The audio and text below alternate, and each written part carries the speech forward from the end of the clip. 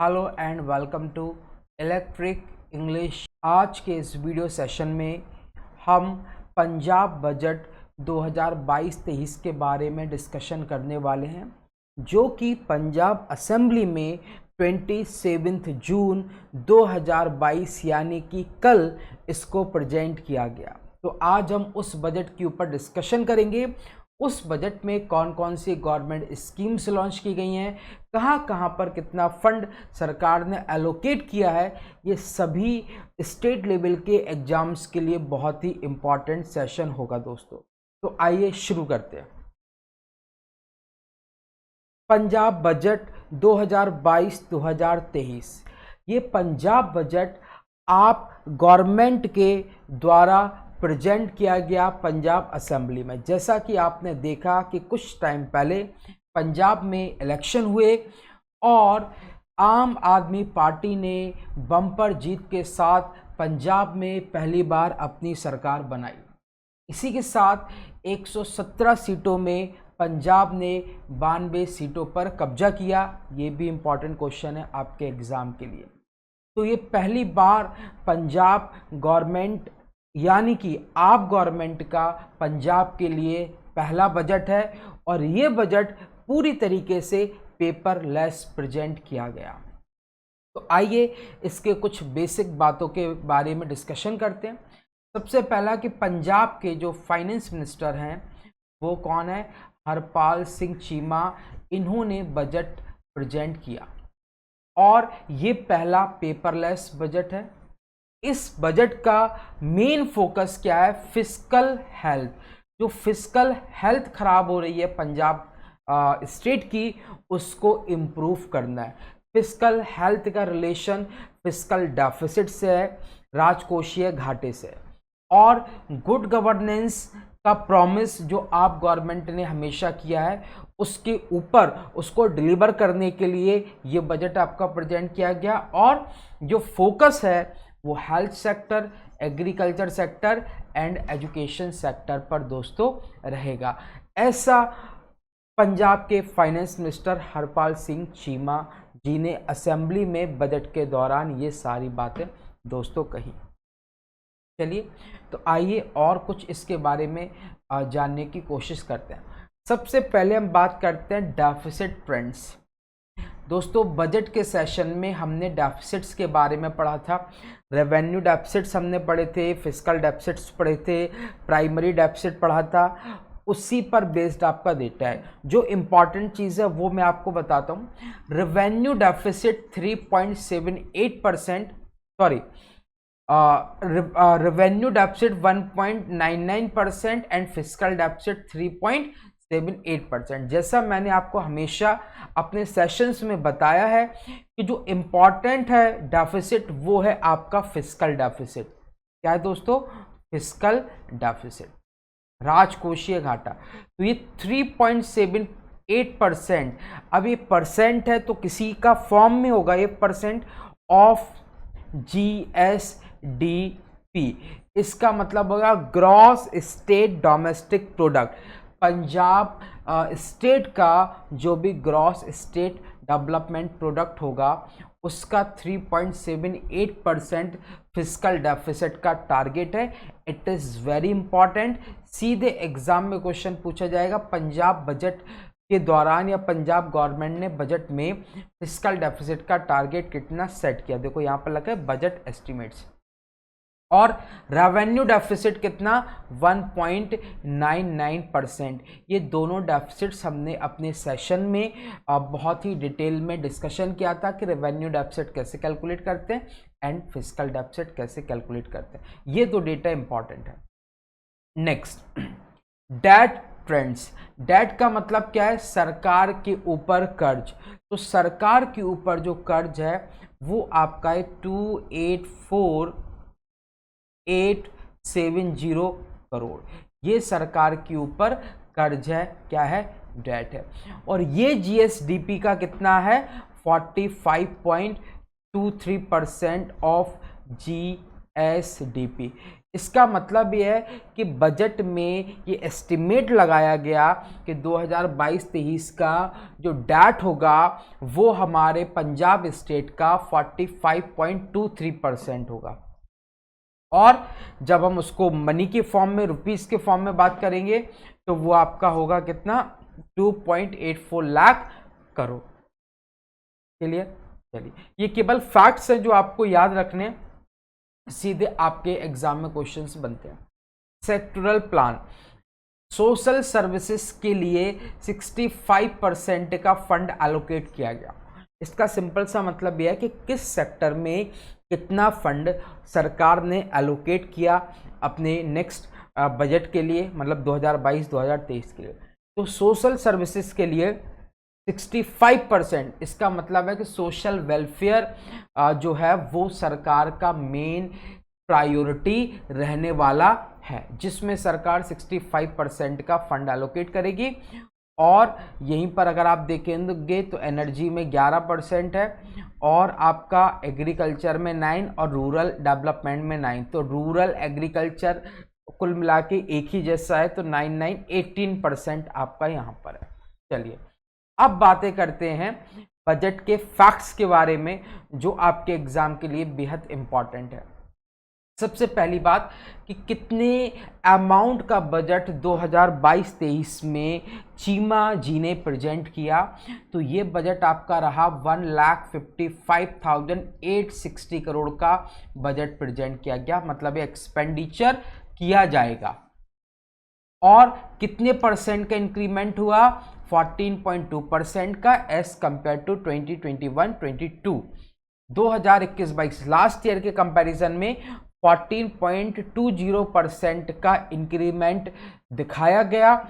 और इसी के साथ हमारा budget expenditure 1,55,860 crore. Over the next 5 years, Bhagwant Mann led government will set up as many as 16 medical colleges. तो इन्होंने एक और प्रॉमिस किया है, 16 मेडिकल कॉलेजेस ओपन किए जाएंगे, covering every corner of the state, पूरा स्टेट कवर होगा।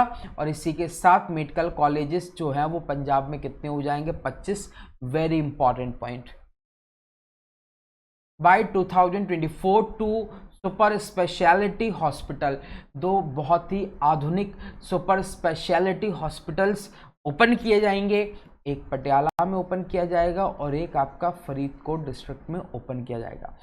इसके अलावा 3 और ओपन किए जाएंगे 2027 तक। इसका मतलब यह है कि 2024 तक 2 और 27 तक 3 और, टोटल 5 इस 5 years के टेन्योर में सुपर स्पेशलिटी हॉस्पिटल ओपन किए जाएंगे हेल्थ को कंसीडर करते हुए। और हेल्थ को कंसीडर करते हुए एक और इम्पॉर्टेंट पॉइंट, मोहल्ला क्लिनिक। और आपने सुना होगा कि दिल्ली गवर्नमेंट का ये एक ही बहुत इम्पॉर्टेंट स्कीम रहा है मोहल्ला क्लिनिक। उसी पर बेस्ड 117 मोहल्ला क्लिनिक्स पंजाब में भी ओपन किए जाएंगे, जिसमें 75 जो हैं वो आपके 15 अगस्त तक ऑपरेशनलाइज्ड हो जाएंगे। तो 75 क्लिनिक 15 अगस्त तक ओपन हो जाएंगे। टोटल 117 ओपन करने हैं, जिसके लिए इनिशियली 77 करोड़ का फंड एलोकेट किया गया है। The AAP government is fulfilling its first promise made to the people of Punjab by providing 300 units of domestic power supply from July 1st। तो जैसा कि एक पोल प्रॉमिस था आप गवर्नमेंट का कि 300 यूनिट फ्री इलेक्ट्रिसिटी हर महीने पंजाब में हर हाउस होल्ड को देंगे, और इस बात को उन्होंने अंजाम देते हुए 1 जुलाई से इसको इम्प्लीमेंट करने की घोषणा भी कर दिया है। जैसे दिल्ली में 200 यूनिट फ्री इलेक्ट्रिसिटी प्रोवाइड की जा रही है। The government has propose to start एक प्रोग्राम है, पंजाब यंग एंटरप्रेन्योर प्रोग्राम। तो पंजाब यंग एंटरप्रेन्योर प्रोग्राम में क्या करेंगे, क्लास 11th के स्टूडेंट्स को क्या करेंगे, एनकरेज करेंगे to propose their business ideas, अपने बिजनेस आइडियाज को प्रपोज करने के लिए। इसके अलावा seed money of 2000 rupees per student, हर स्टूडेंट को 2000 रुपये की सीड मनी सीड मनी का मतलब है कि कोई भी चीज़ स्टार्ट करने के लिए हमें जो बिल्कुल इनिशियल फेज में अमाउंट चाहिए होता है उसको बोलते हैं सीड मनी। भाई सीड का मतलब क्या होता है? बीज। तो उसी तरीके से 2000 रुपीज़। तो पंजाब यंग एंटरप्रेन्योर प्रोग्राम किसके लिए लॉन्च किया गया है? To encourage class 11 students to propose their business ideas. ये बहुत इंपॉर्टेंट है क्योंकि एंटरप्रेन्योर की कैटेगरी में बहुत सारे लोग और बहुत सारी कैटेगरी आती हैं, लेकिन यहाँ पर सरकार ने क्लास 11th स्टूडेंट को चुना है और जिसमें सीड मनी 2000 रुपये। तो दोनों ही पॉइंट बेहद इंपॉर्टेंट है। तो government has identified 100 existing schools. 100 ऐसे स्कूल्स जो ऑलरेडी एग्जिस्ट करते हैं उनको अपग्रेड किया जाएगा और उनको स्कूल ऑफ एमिनेंस बनाया जाएगा। इसका मतलब है कि उनको बहुत ही हाई स्टैंडर्ड स्कूल्स में कन्वर्ट किया जाएगा 100 स्कूल्स को। उसके लिए सरकार ने 200 करोड़ का फंड एलोकेट किया है। मॉडर्न डिजिटल क्लासरूम, इसका मतलब है कि बहुत सारे स्कूल्स में, कितने स्कूल्स में? 500 गवर्नमेंट स्कूल्स में डिजिटल क्लासरूम्स सेटअप किए जाएंगे, जिसके लिए 40 करोड़ का फंड एलोकेट किया गया है। तो both points are very important. 100 existing schools that are propose to be upgraded as schools of eminence. तो वन पॉइंट इज कि कितने स्कूल ऑफ एमिनेंस आपके होंगे? 100, and for that 200 crore fund has been allocated, right? And for modernizing digital classrooms, right, उसके लिए 40 करोड़ का fund allocate. Punjabi university Patiala, Patiala में जो पंजाबी यूनिवर्सिटी है उसके लिए 200 करोड़ का ग्रांट एलोकेट किया गया है। Apart from that 9 new libraries, 9 नए लाइब्रेरीज बनाए जाएंगे और उसके लिए 30 करोड़ का फंड एलोकेट किया गया है। संगरूर डिस्ट्रिक्ट में लौंगोवाल सुनाम में स्टेडियम सेटअप किया जाएगा और संगरूर वो डिस्ट्रिक्ट है जो भगवंत मान का मेंबर ऑफ पार्लियामेंट का सीट था, बट अनफॉर्चुनेटली वो सीट SAD अमृतसर को चला गया और ये सीट आप बाय इलेक्शन में आप के जो कैंडिडेट थे वो इस सीट को नहीं जीत पाए। Establishment of medical college, medical college का establishment Sant Baba Atar Singh state institute of medical science in district Sangrur. तो संगरूर में एक और बहुत ही अच्छी बात कि यहाँ पर मेडिकल साइंस के लिए संत Baba Atar Singh state institute setup किया जाएगा 50 करोड़ की लागत पर। दोस्तों मिड डे मील की दोस्तों बात करते हैं।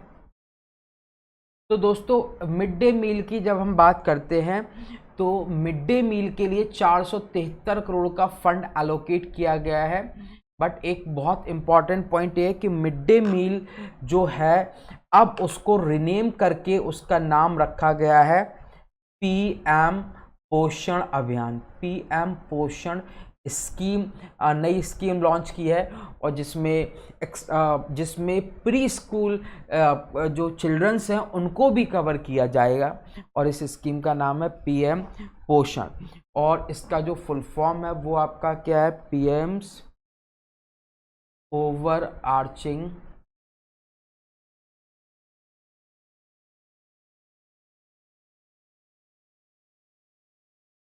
Right, PM overarching scheme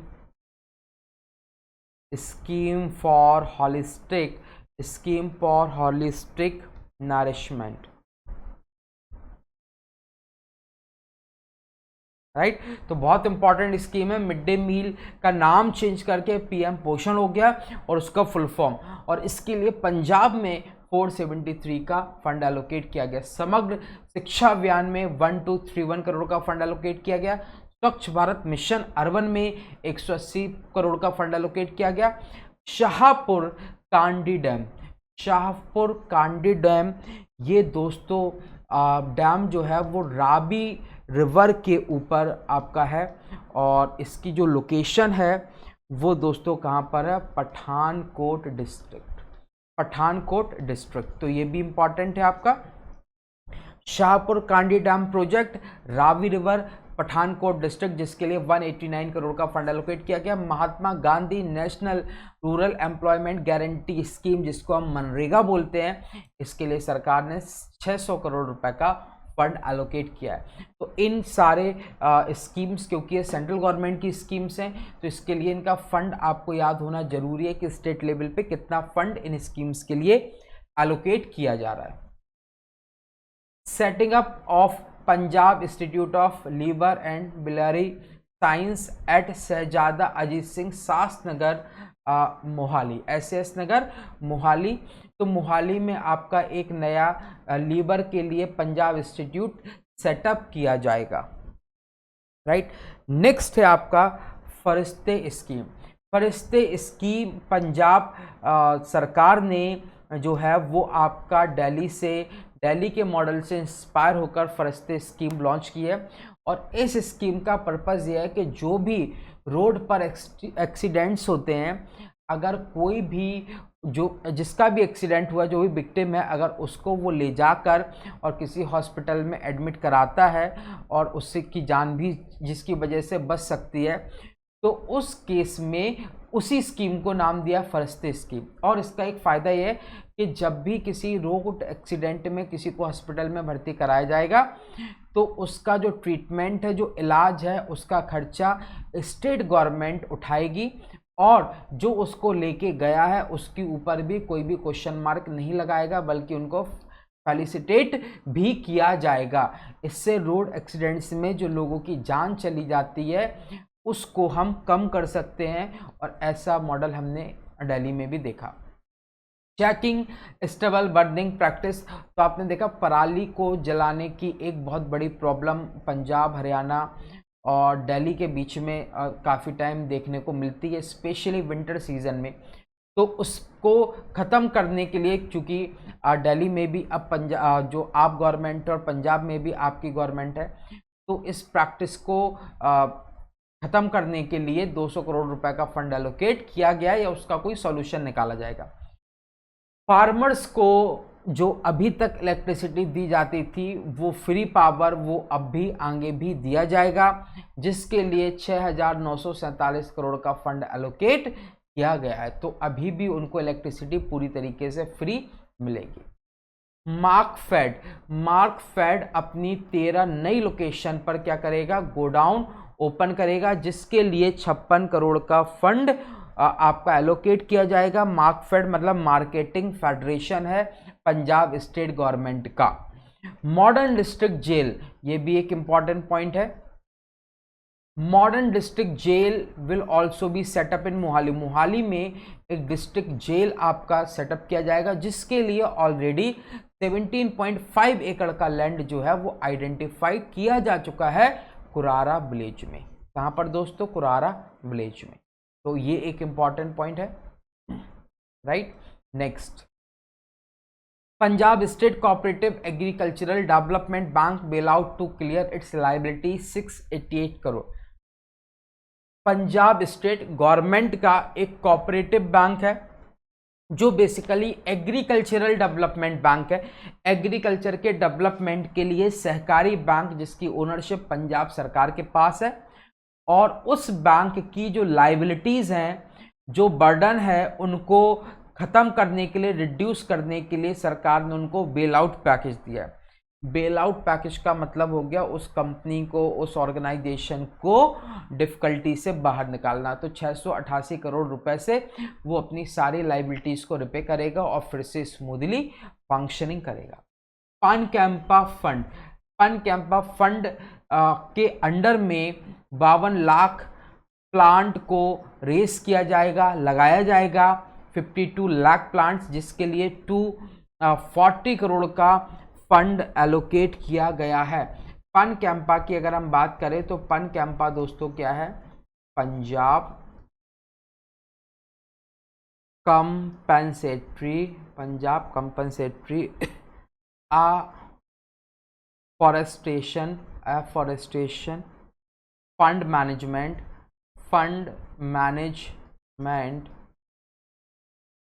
and planning authority planning authority. तो फॉरेस्ट्री से जुड़ा हुआ ये अथॉरिटी है, और जैसा आपने देख ही लिया है कि उसका पर्पस क्या है कि नए प्लांट्स 52 लाख लगाए जाएंगे, जिसके लिए 240 करोड़ का फंड प्रोवाइड किया गया है। और इसके अलावा 36,000 जो कॉन्ट्रैक्चुअल एम्प्लॉइज काम कर रहे हैं पंजाब सरकार में, उनको रेगुलर किया जाएगा, जिसके लिए 540 करोड़ का फंड आपका अनाउंस किया गया। इसके अलावा आपने एक और पॉइंट सुना होगा जिसमें लगभग लिखा हुआ था कि लगभग 26,000 से ज़्यादा वैकेंसी स्टेट गवर्नमेंट के द्वारा निकाली जाएंगी और उनको फुलफिल किया जाएगा, भरा जाएगा। Setting up of fintech city near Sahibzada Ajit Singh Nagar Mohali. तो मोहाली में एक फिनटेक सिटी, फिनटेक का मतलब क्या हो गया, फाइनेंशियल, जैसे आप सुनते हैं पेटीएम हो गया, फोन पे हो गया, व्हाट्सअप हो गया, ये सब फिनटेक कंपनीज हैं। तो इस तरीके का एक सिटी बनाया जाएगा जहां पर फिनटेक के एटमॉस्फेयर को क्रिएट किया जाएगा। फाइनेंशियल टेक्नोलॉजी की फील्ड में काम करने वाली कंपनीज को इनविटेशन दिया जाएगा कि वो यहाँ पर आके अपने ऑफिसेस सेटअप करें।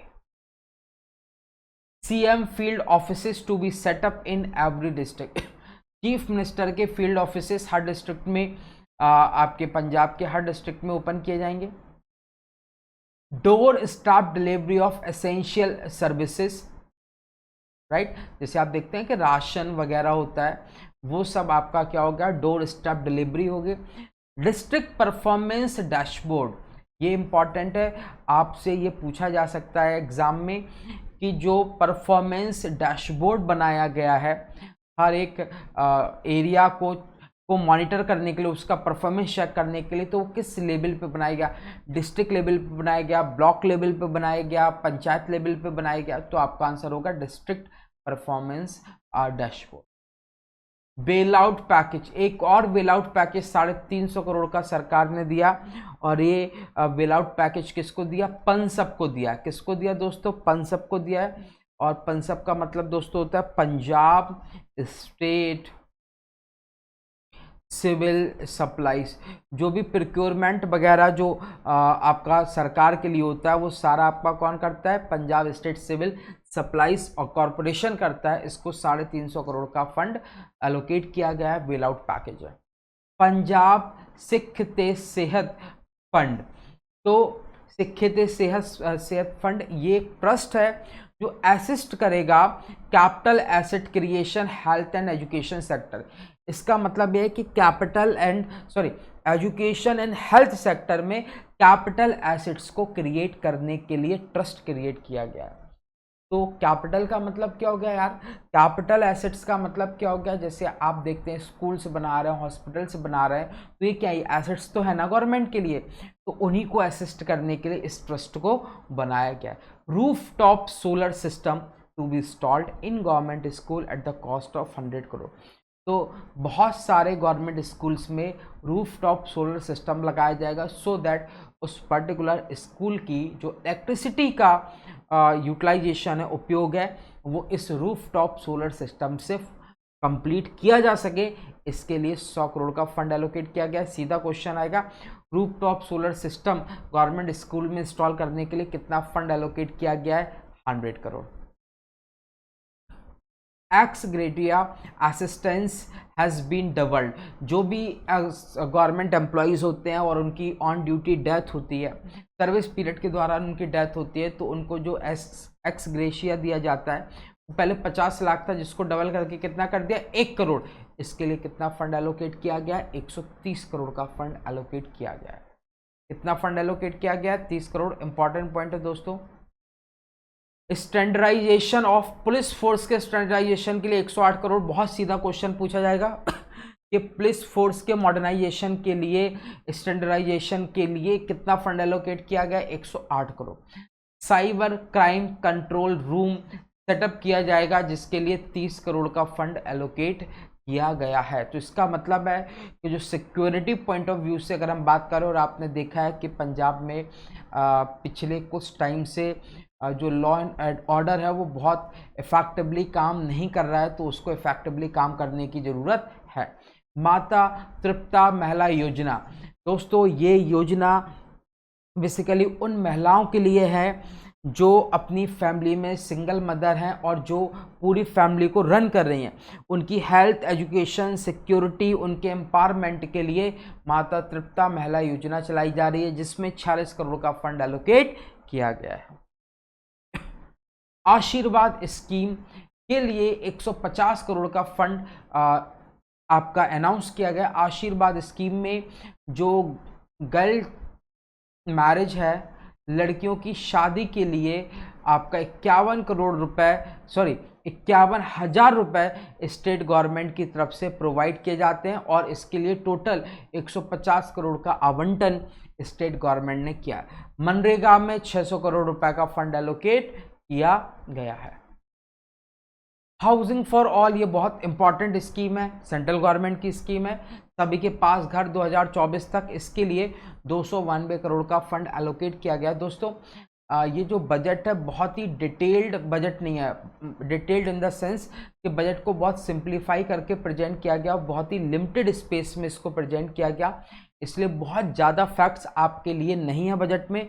आप इजीली 2-3 बार इसको रिवाइज करेंगे और आपको सारे फैक्ट्स एंड फिगर्स याद हो जाएंगे। जब भी एग्जाम में क्वेश्चन अगर पूछा जाएगा तो डेफिनेटली आप उसको अटेम्प्ट कर पाएंगे। EWS जो इकोनॉमिकली वीकर सेक्शंस के लिए घर हैं, वो कितने बनाए जाएंगे? 25,000 घर ऐसे क्रिएट किए जाएंगे जो इकोनॉमिकली वीकर सेक्शंस हैं उनके। स्मार्ट सिटी के लिए 1131 करोड़ का फंड एलोकेट किया गया। स्वच्छ भारत मिशन के लिए 180 करोड़ का फंड एलोकेट किया गया। तो जितनी भी सेंट्रल गवर्नमेंट की स्कीम्स होती हैं उसमें ज़्यादातर स्कीम ऐसी होती हैं जिसमें राज्य और केंद्र सरकार का कंट्रीब्यूशन होता है, और केंद्र सरकार जहां पर लगभग 75% का, ज़्यादातर स्कीम में 75% कंट्रीब्यूट करती है, 25% जो कंट्रीब्यूशन है वो स्टेट गवर्नमेंट का होता है। रेवेन्यू ऑगमेंटेशन, रेवेन्यू पार्ट की बात करें कि सरकार के रेवेन्यू के ऑगमेंटेशन की अगर हम बात करें तो वो क्या है? तो सरकार ऐसा आपका क्या बोल रही है कि ऐसा प्रिडिक्ट कर रहे हैं कि जो हमारा रेवेन्यू है वो 56% फाइनेंशियल ईयर 21-22 के कंपैरिजन में 22-23 में इंक्रीज होगा। एक्साइज का जो कलेक्शन है वो इंक्रीज होगा। Buoyancy in GST by 27% over the previous year. तो पिछले साल के कंपैरिजन में GST में बॉयंसी देखने को मिलेगी 27%। इसका मतलब है कि ग्रोथ, GDP ग्रोथ के कंपैरिजन में जो टैक्स कलेक्शन है, टैक्स के द्वारा रेवेन्यू जो स्टेट को है वो कितना इंक्रीज होके आ रहा है, उसको बॉयंसी बोलते हैं। Increase in non tax revenue expect किया है 11%। इसका मतलब है कि टैक्स के अलावा जो भी सरकार के और पैसा जहां से भी आता है वो 11% का इंक्रीमेंट होगा। इसका मतलब है कि सभी फ्रंट पर सरकार एक्सपेक्ट कर रही है कि रेवेन्यू में ऑगमेंटेशन होगा, रेवेन्यू सरकार का बढ़ेगा, और सरकार का रेवेन्यू बढ़ेगा तो ऑटोमेटिकली जो भी प्रॉब्लम्स, फिस्कल डेफिसिट से रिलेटेड प्रॉब्लम्स हैं वो ऑटोमेटिकली सरकार की क्या हो जाएंगी? खत्म हो जाएंगे। तो इसी के साथ ये सेशन हमारा फिनिश हो गया है। आई होप कि आपको सेशन पसंद आया होगा, और बहुत टफ नहीं है इसमें कोई भी चीज़, बस जो फैक्ट्स एंड फिगर्स हैं ये आपको याद रखने हैं, और आप 2-3 बार रिवाइज करेंगे तो वो आपको याद हो जाएंगे। Thank you.